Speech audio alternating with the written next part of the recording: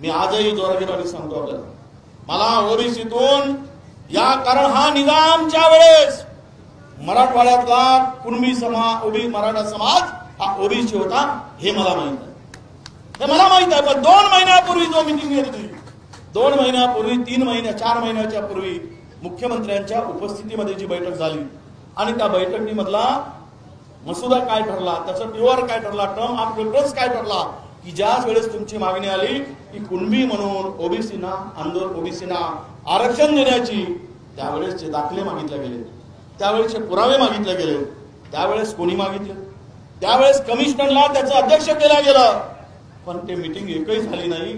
4 महिन्यात एकही मीटिंग झाली नाही, हे आपल्या सगळ्यांना माहित आहे.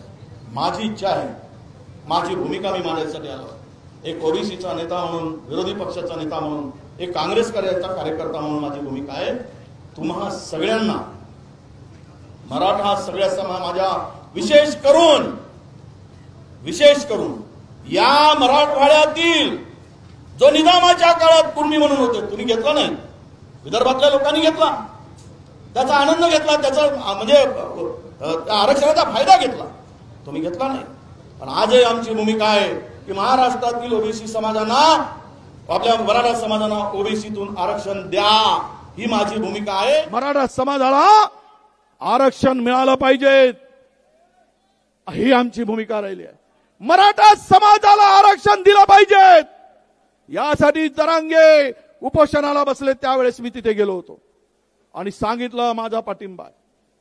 त्यावेळेस या ठिकाणी तुम्हाला माहित असेल, त्यावेळेस कुणबी नोंदी या ठिकाणी फक्त आणि फक्त यामध्ये माझा व्हिडिओ व्हायरल केला जात आहे.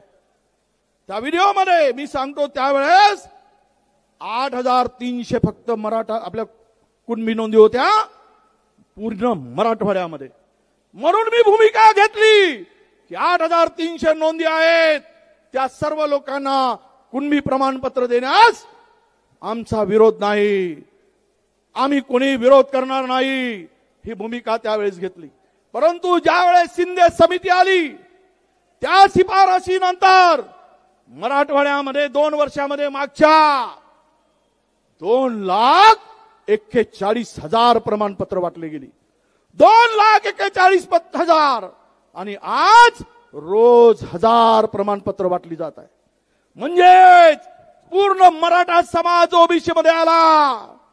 एमबीबीएस मध्ये तुमचा नंबर लागणार नाही, मेडिकल मध्ये लागणार नाही, इंजिनियर मध्ये लागणार नाही, नोकरी मिळणार नाही, कारण पहिलवान ते आहेत, हिंद केसरी ते आहेत, तुम्ही पहिलवान ते आहेत, आणि आम्ही काय आहोत, कुपोषित आहोत. कुपोषित माणसाला घराबाहेर काढण्याचं काम होईल.